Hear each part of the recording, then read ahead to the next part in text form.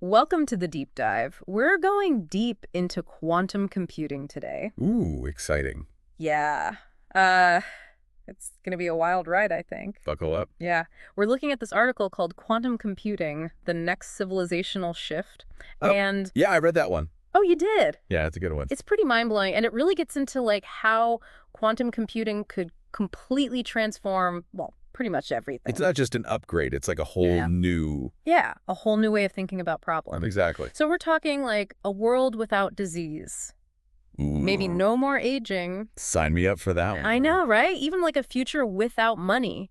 But also, Well, so... what if this tech like breaks the internet? Oh, yeah, that's the other side of the coin. Right. So Yeah. that's what we're going to unpack today. How does this stuff actually work, and what might it mean for all of us? The really cool thing is that quantum computing uses these bizarre rules of quantum mechanics to solve problems that are impossible for our regular computers. Okay, so quantum mechanics, I gotta admit, I kind of get lost there. Yeah, it's pretty out there. It's a bit of a mystery. But think of it this way. Okay. It's not just a faster calculator, it's a whole new approach. Okay, I like that analogy. So, Okay. like, how does that actually work? What makes it so different? Okay, imagine a light switch that can be both on and off at the same time. Wait, what? Yeah, it's like that with qubits, Okay. the basic unit of information in quantum computing. So unlike bits in our everyday computers, which are either a 0 or a 1, Right. qubits can be both 0 and 1 at the same time. It's called superposition. Okay, so instead of just flipping a switch on or off, we're somehow doing both at once. I'm already feeling a little mind-boggled. That's wild, right? But that's where the power comes from. Oh. By harnessing superposition and these other quantum phenomena, Yeah. these computers can do calculations that would take our normal computers millions of years, but like in seconds. Seriously, millions of years crunched down to seconds. That's insane. So what does that actually mean for us? Like real-world stuff? Well, the article highlights 5 key strengths of quantum computing, and one of the biggest ones is factoring large numbers incredibly quickly. Okay, but why should I care about factoring numbers? Like, does that affect me? It might affect you more than you realize. So factoring large numbers is the basis of modern encryption, Okay. which keeps everything secure from your online banking to government secrets. Oh, okay. But quantum computers could potentially crack those codes, rendering all that security useless. So it's like all of a sudden we find out the locks on all our digital doors are made of paper. That's kind of scary. Yeah, it's a big deal. And governments are already scrambling to develop quantum-resistant encryption methods. Some are even stockpiling encrypted data, hoping to decrypt it later when quantum computers are powerful enough. Wow, it's like a quantum arms race, not just in computing power, but in securing information. Exactly. Okay, so besides potentially breaking the internet, what else can these quantum computers do? Another really exciting application is quantum simulation. Imagine being able to simulate how molecules behave at the atomic level. Oh, wow. That could revolutionize drug discovery.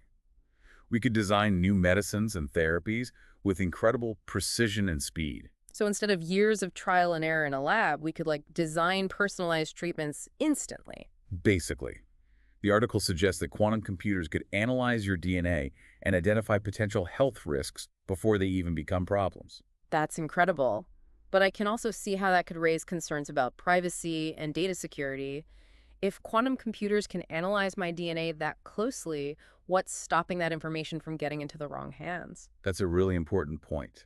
The potential benefits are amazing, but we absolutely need strong ethical and legal frameworks to make sure that information is used responsibly. Totally. Okay, so we've got potential security risks and ethical dilemmas, but it also sounds like this tech could lead to some unbelievable breakthroughs. The article mentions something about limitless clean energy through fusion power. Tell me more about that. Oh yeah, fusion power has always been this holy grail of energy production, but it's super difficult to achieve it. Quantum computers could potentially help us overcome those challenges by letting us simulate and optimize fusion reactions really accurately. So we're talking about a future where we have access to clean, abundant energy. That would be huge for climate change and global sustainability. Absolutely. And the article suggests that this could be a reality just a few years after the first commercial quantum computers are available. This is seriously starting to sound like sci-fi. Any other mind-blowing possibilities the article highlights? Well, it basically says if it's a math problem, a quantum computer can probably solve it eventually. This means they could revolutionize fields like material science, allowing us to design new materials with properties we can barely imagine today. And they could also accelerate artificial intelligence to the point where AI becomes truly intelligent and self-aware. So we're talking potential breakthroughs in pretty much every area of science and technology. These first-order impacts are pretty incredible, but the article also talks about second-order impacts, the ripple effects, and unintended consequences. Should we be worried? We definitely need to think about those. Imagine a world where all our encryption is suddenly useless. What happens to our financial systems, our national security, our personal data? That's a scary thought. It sounds like we need to start preparing for this quantum future now, before it's too late. Absolutely. The changes are coming, whether we're ready or not. The question is, how do we harness the power of quantum computing for good while mitigating the potential risks? That's a big question, and I think we'll need to dive into that more in the next part of our deep dive. All right, so we talked about all those immediate ways quantum computing could shake things up. Yeah, those first-order impacts. Right, but this article doesn't stop there. It goes on to talk about second-order impacts, those ripple effects that happen because of those initial changes. And that's where things start to get really interesting. A bit unnerving, even. For sure. It's like you drop a pebble in a pond, Oh, I like that analogy. and then you watch the waves just spread out. What starts as this small change can trigger all these consequences across society. Exactly. It's all interconnected. So what kind of ripples are we talking about here? Give me an example. Let's go back to that personalized healthcare thing we talked about. Okay. Yeah, the idea of tailor-made treatments and catching diseases early. Right. It sounds amazing. It does. But it also brings up some serious questions about privacy and data security. Oh, right. Like if all your genetic information's out there? Exactly. Yeah. Imagine a world where insurance companies can deny you coverage Oh, wow. based on your genetic predispositions. Or employers could discriminate. Exactly. Right. Based on potential future health risks. It's a whole Pandora's box of ethical problems. It's kind of a scary thought. And those are just a couple examples. Yeah, just the tip of the iceberg. Think about the job market. What happens if AI gets so powerful and quantum computers make it learn super fast? What happens to all the human workers? Yeah, are we talking mass unemployment? Yes. Robots taking all the jobs? The article suggests that massive job changes are almost inevitable. Oh, wow. Some industries could vanish basically overnight.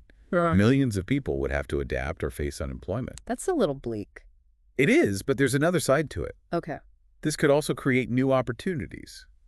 Maybe we'll see more human-AI collaboration. Okay, so working alongside really intelligent machines. Right, using each other's strengths. So maybe it's not all doom and gloom. Exactly. It's a massive shift, but it's not necessarily all bad. Okay, so we've got these massive changes to how we work and live, but what about the really long-term stuff? The article talks about these third-order impacts, and they sound pretty wild. Yeah, we're talking societal transformations. Yeah. Really big picture stuff. Yeah, like life extension. The article suggests aging could become a solvable problem. It's crazy, right?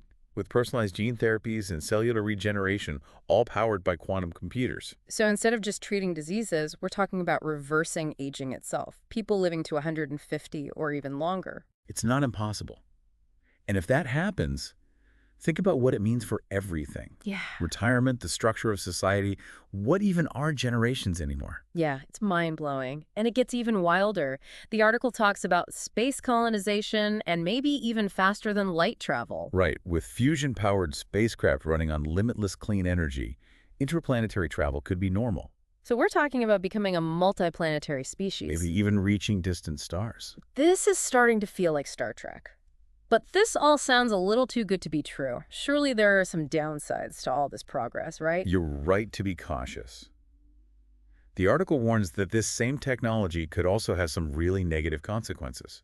One big concern is the potential for power to become even more centralized. What do you mean by that? Imagine the companies or governments that control this quantum technology. Okay. They become the gatekeepers of everything: knowledge, resources, even life itself. Oh, wow. They could decide who gets life-extending treatments, who gets to go to space, and who's left behind. So instead of this utopia, we could end up with even bigger gaps between the haves and the have-nots. That's a pretty dark thought. It's a real possibility. Yeah. And it shows how important it is to make sure this tech is developed ethically and benefits everyone, not just a select few. So it's like a fork in the road. One path leads to abundance and progress, the other to control and intoxical power. Is there any way to know which way we're headed? The article doesn't say for sure, but it suggests that our choices today will determine the outcome. We need to have open discussions about the ethics of quantum computing, work together globally, and focus on responsible innovation. So we can't just sit back and watch this happen. Right. We need to be proactive and help shape this future. I agree. So before we wrap up, there's one more concept I want to touch on. The article talks about the Great Disintegration. What is that exactly? That's where things could go really wrong really fast. Mm. What if quantum computing takes off so quickly that it throws the world into chaos? Okay, that sounds intense. Give me the rundown. What would that look like? Imagine this quantum computers crack encryption so fast that our entire digital world shuts down overnight. No more financial transactions. Global communication networks go dark. Governments lose control, and chaos breaks out. Wow, that's a full-blown systems meltdown. A digital dark age. It's a worst-case scenario, but it's something we need to be ready for. The article says governments and businesses are already making backup plans just in case. It's hard to believe we could be on the edge of such a huge change, and the article goes even further into some truly sci-fi concepts. Yeah, those fourth-order impacts, the stuff that could redefine what it means to be human. Okay, I think we need to take a deep breath and dive into that in part 3 of our deep dive. Okay, so we've talked about utopias and dystopias and even a potential digital meltdown.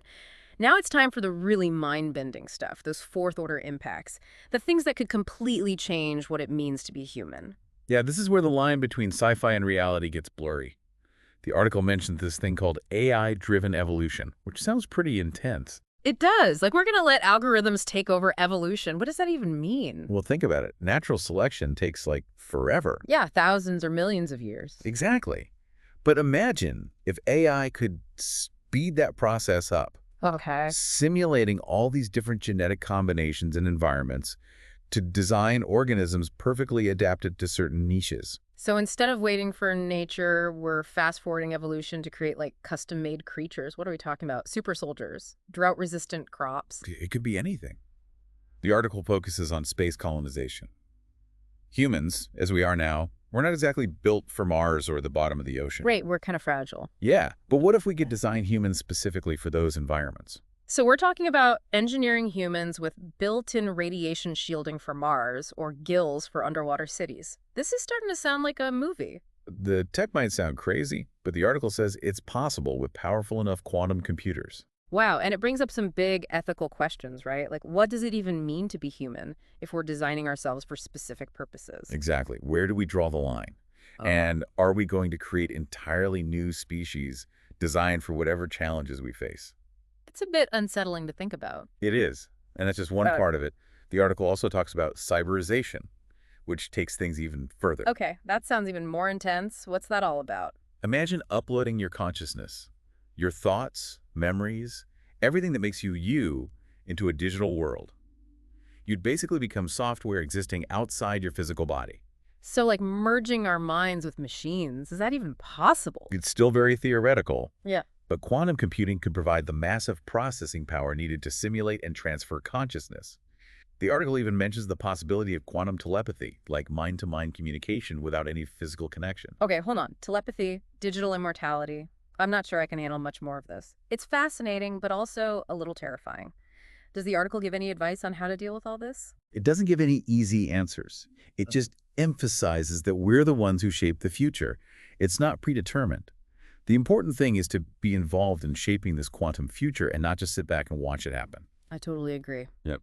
So after all this talk about the impacts of quantum computing, where do we stand? Are we headed for a golden age or a technological apocalypse?